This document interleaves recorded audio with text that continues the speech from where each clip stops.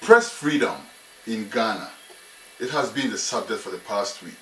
Yes, we are going to flog the dead horse because this horse is worth flogging. Press freedom in Ghana has sunk to a certain very low depth, let me just say. Now, a lot of talk has gone on from people who matter. People have given their opinions, people have given counter opinions. We are going to quiet the noise and listen to what really should be the case in Ghana and what we should be worried about when it comes to press freedom. If time permits, we may also look at the issue of government workers and how they are remunerated.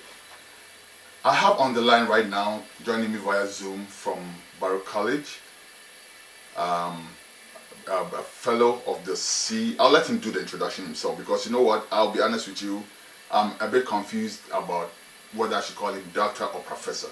So I'll let him do his own introduction. Welcome to the show, sir. Thank you very much for having me. How may we call you and how may we address you?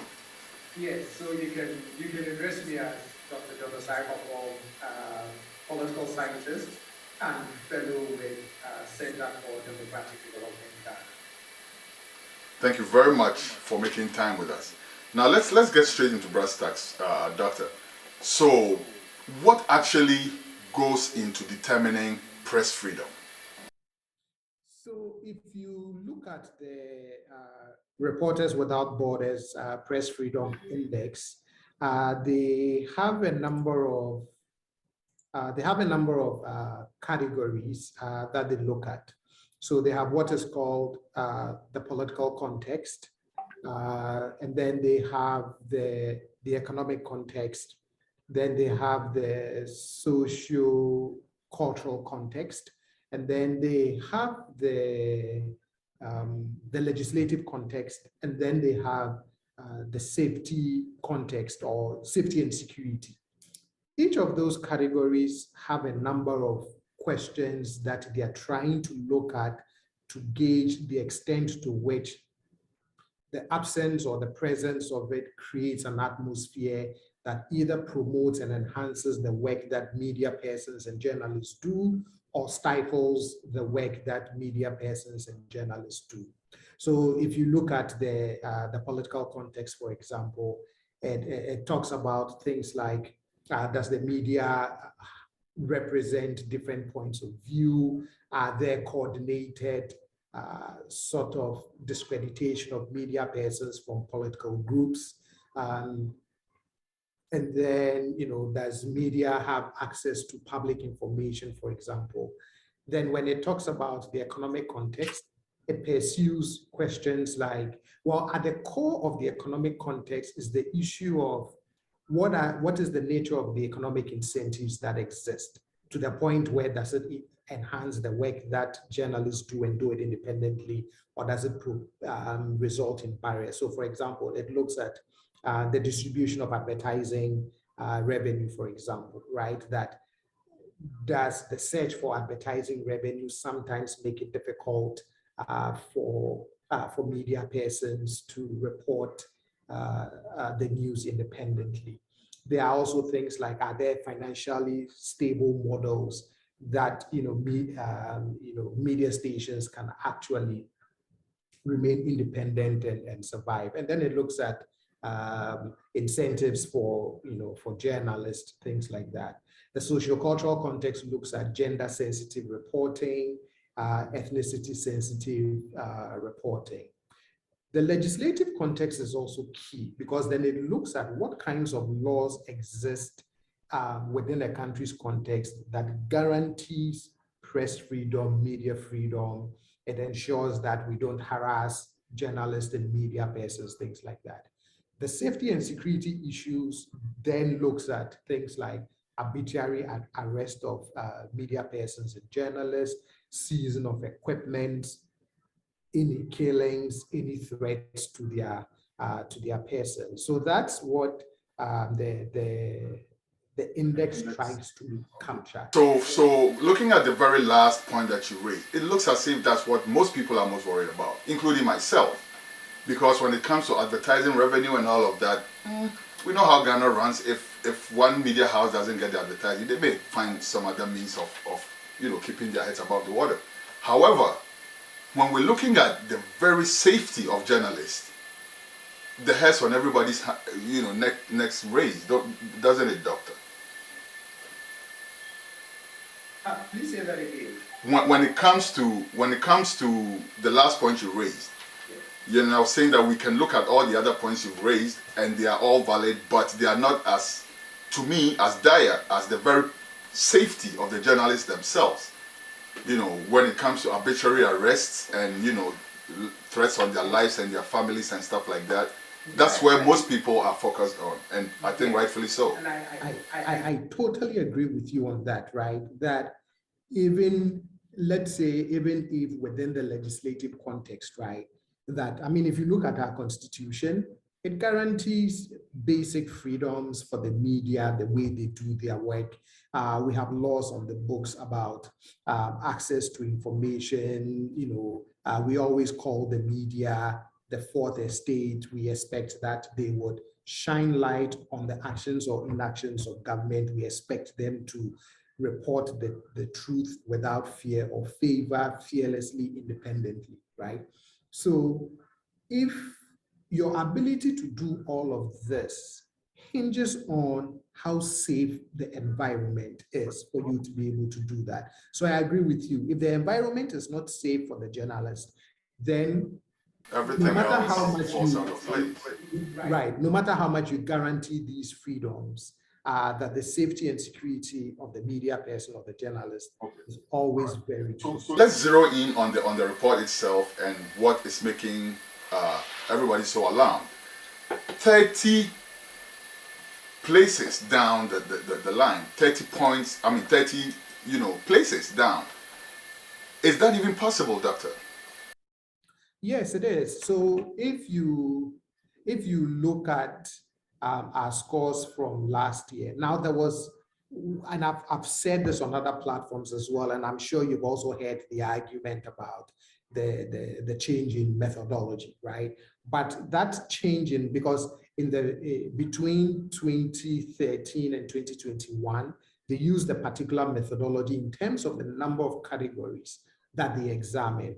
I think it was about 7 or 8. And then this time around, it's been shrunk to 5. But I did a crosswalk, and they measured the same thing similarly. Yes, the last couple of years, the instrument had about 87 questions. This time it's been expanded, it's been made more comprehensive to about 117 questions. But having said all of that, it is the use of these 117 questions in these 5 categories that got us to score what we scored in comparison to the previous year. Now, we are also not the only country that the new methodology affected us in terms of exactly. That's what I was. Yeah, that was going to be my pushback. Right, in terms of our shift in the rankings, because if you look at the top 10 countries from the last round, which was 2021, only 5 of them featured in the top 10 for 2022. Countries' positions have shifted either upwards or downwards. So the change in methodology has affected everybody in the same way. You are an academic. Plus minus, how much would you say it affected the rankings overall? I haven't taken a look at all the 180 countries to see how they've shifted over the last time. But even in just looking at the top 10 and seeing the shifts, I think that if I'm able to explore the full data set, anybody could have shifted upwards or downwards. But by 30 points, but by 30 places, definitely indicates something, doesn't it, Doctor?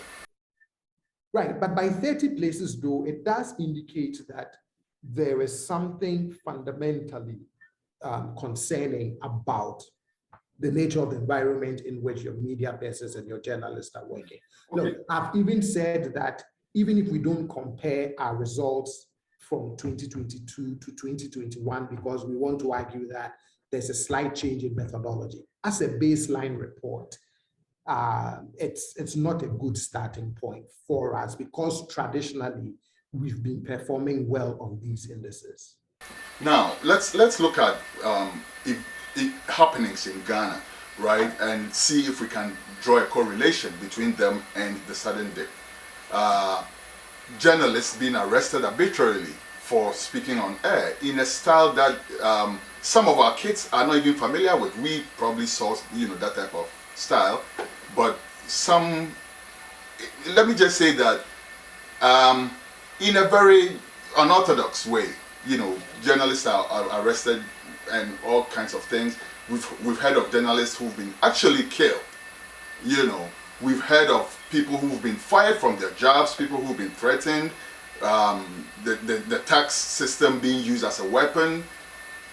These are not things that I'm stating as a fact, but we are hearing these from journalists. Okay, so it's something to be examined. Do you draw a correlation between these happenings and the dip? Definitely. In fact, if you had watched Newsnow on Saturday, they had an assemble of quite a number of journalists who shared their experiences in terms of the work they do, the lack of safety, or even some of the challenges that they felt. And I think that even if you throw the index away, right, if you decide not to even pay any attention to the index, I think over the last couple of years, some of the stories that have come up, some of the things that have been reported in the media spaces, some of the experiences that journalists and media houses have shared with the general public, I am not surprised that there will be this growing feeling and perception of press freedom being under attack. That's one. The second thing is, when some of these things happen, even if they are not, quote unquote, sponsored by the state or the government, let me put it that way, they are still done by state actors. So for example, if I'm sitting in my media house and I report something and the police and 2-3 other security people show up to arrest me in a very dramatic fashion, right? Immediately, the first thing that would come into my mind is, depending on the story that I was reporting, if I was reporting on a policy issue or some action of a government official, the first thing that you would say to yourself is, this must be government sending somebody to come and arrest me. That's one. If those actions go uncondemned by the state or by government officials, then it continues to fuel the perception and the belief that, well, look at this bad thing that has happened to me and government is not saying anything. Then maybe government is happy that it happened to me. That's true. And I wonder where that will fall under the different indexes that are used to rate it, because for instance, I think those would fall, some of these things would fall under the safety of the journalist component, but some of it would also fall under the legislative context, because under the legislative context, there's a question that deals with whether your journalists and media persons are free from arbitrary arrest. There's another question. Because my question really was that if the government is responsible for setting up, running a system that is supposed to protect people, then state actors shouldn't be able to go in a radio station and act on their own and go scot-free without the government saying anything about it, like you stated. But I'm wondering if that would score under, say, the journalist freedom, or it's like you said, probably going to score under a different index, say the legislative I think it index. will fall under the journalist freedom. The thing that I also want to add, though, is that there are times where state actors can go rogue, right? So for me, the key thing for anybody in government is, when you think that a state actor, because at the end of the day, what I do, like I said, if I'm a policeman, if I'm a national security person and I storm a radio station to pick somebody up in Rambo style, for example, ultimately, it becomes the responsibility of the government to deal with that. And good or bad, it reflects on the government. So the point I was trying to make is that when these things happen and you don't see very forceful official condemnation, And then if there are any investigations done that you don't see being brought to a solid conclusion and people being held accountable for those actions, again, it really fuels not only just the perception, but it also fuels the belief that the environment is truly not safe for journalists and media persons to do their work. Okay. For me, that is the critical thing that government or the state should start paying attention to, which is what are their own actions and inactions sending in terms of signal for other journalists. Because if I'm a journalist and I report a story and something bad happens to me and nothing officially happens to hold people accountable,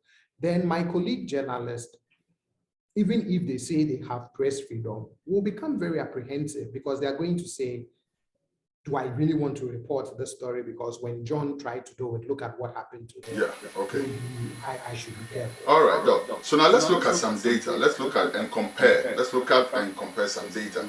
I sent you, some material to look at.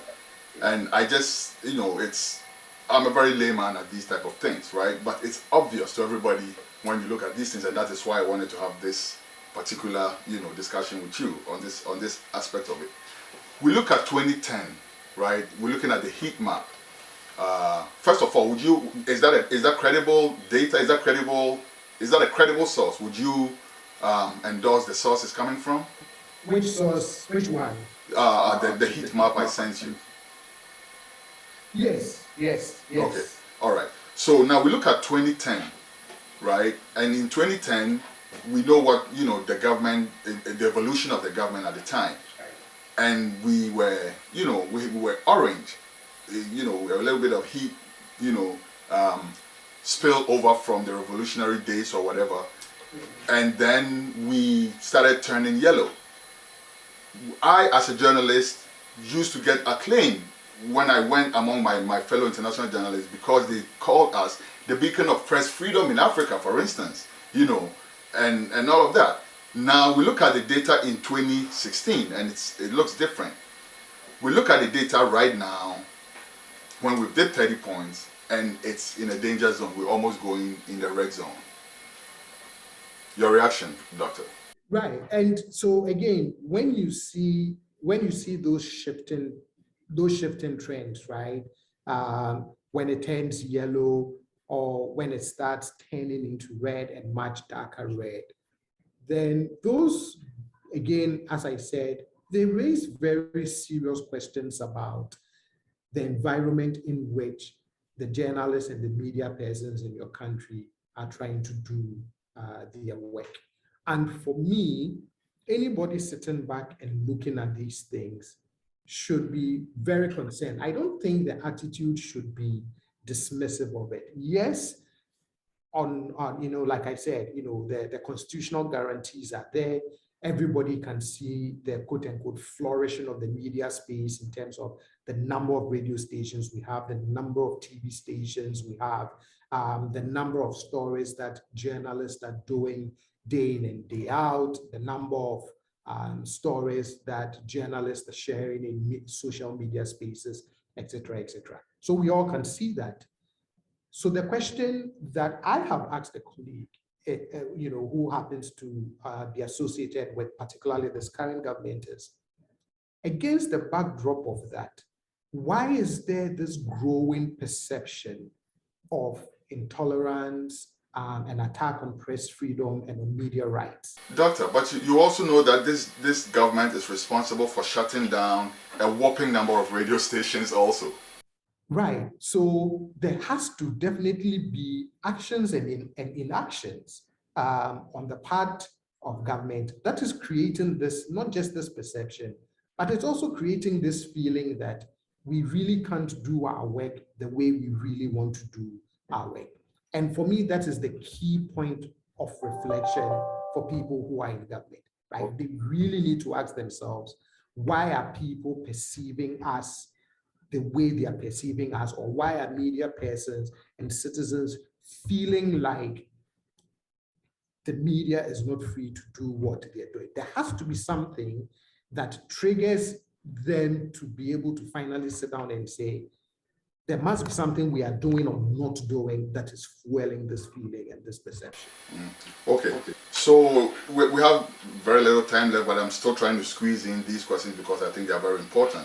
Doctor, why worry? Why should we even be bothered at all? What's the correlation between press freedom and anything at all, including the price of rice in China? I think we should, we depend on the media, not just for news and not just for information, but we also depend on the media to shine light on the actions and inactions of people in the public service, not just our elected officials, but even appointed ones, right? If we are going to entrust the state in your care and all of its resources, then we also need to be able to hold you accountable for the things you do or do not do with the taxpayers' money, with the country's resources. So for me, it is always a concern if there is a feeling within the media space that they cannot do their work in an environment that is not only free, but also in an environment that is not safe. So if you remove that linchpin of the role of the media from your governance setup, you truly are in trouble. That is why, for me, even without comparing this report to the previous one, even as a baseline report, that it should give us pause for concern, and it should give us a moment to begin to reflect and say, what are we not doing that we need to do to ensure that this feeling and this perception goes away. And on the international front, how does Ghana look like, dipping 30 points? I think on the international front, it also does not reflect well on us. It doesn't reflect well on us because, as I'm sure you're aware, we've always received very positive accolades from not just our peers within the African sub-region, but we've also received accolades from the international community, right? Ghana is always viewed as one of those stable, thriving democracies in a region that has had a shaky history with democratic governance. And so when these things begin to emerge, I don't think it enhances the credentials that we've built over the last 30 years when we started this journey of the Fourth Republic. Thank you, Doctor. Before we go, though, there's a trend that I've observed also, and I want you to draw a link between that and, the whole issue of press freedom. We find that people either rush to make statements on behalf of the government or just stay mute when people expect them to speak, right? Like people, I'll stick my neck out here.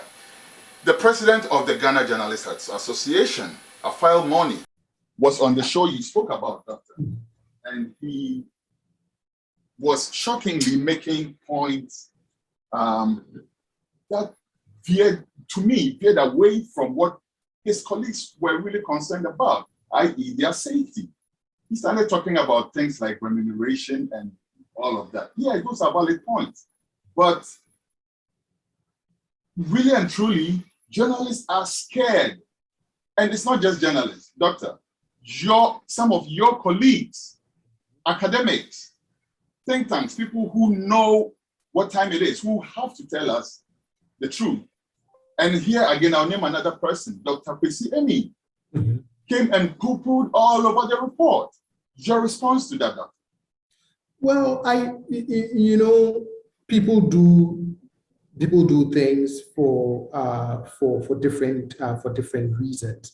But for me, I don't think we should be dismissive of some of these reports, or even if you put the reports aside, we shouldn't be dismissive of the stories that journalists have come to share in terms of their experiences. Now, if you don't think it represents the entire spectrum of experiences of all journalists, that's fine.